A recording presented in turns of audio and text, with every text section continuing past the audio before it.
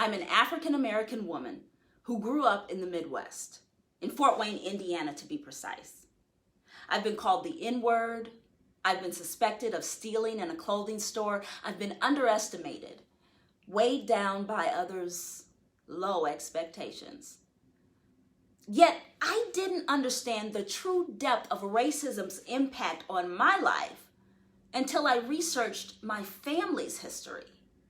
In particular, a segment of my grandfather's life in 1950s Alabama. In his story, I learned so much more of my story. My name is Sharon Tubbs. I'm a speaker, a nonprofit advocate for the underserved, and the author of my latest book, They Got Daddy. The book is about my grandfather, Israel Page, a sharecropper, a well driller, and a preacher in rural Alabama. One day, when I was a little girl watching a news story about the Ku Klux Klan in Indiana, my mom said to me, "They got Daddy," referring to the Klan having kidnapped my grandfather. Well, those words stuck with me. And as an adult, I wanted to find out the details that had faded from my family's memory. Well, it all started with a white sheriff's deputy in a car accident in Alabama almost 70 years ago. There's much more to the story, but I'll share with you just a few of my truths from researching the project. First, the pain my family felt with my grandfather's tragedy lingered. It lived on inside of them, and in turn, it infected me even before I knew it was so. I was reminded of the discrimination my siblings and I faced in Indiana, of our perceptions and reactions to it.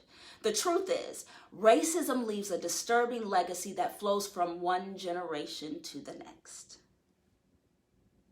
I also discovered that my grandfather was well liked by some white residents in Browns and Uniontown, Alabama. Yet, they didn't stand up for justice in his case. Here's another truth.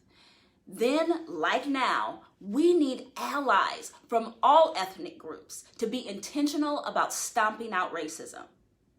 This is not just a problem for people of color. All of us must acknowledge this nation's racist history, search our hearts, and engage in some uncomfortable discussions about race and privilege.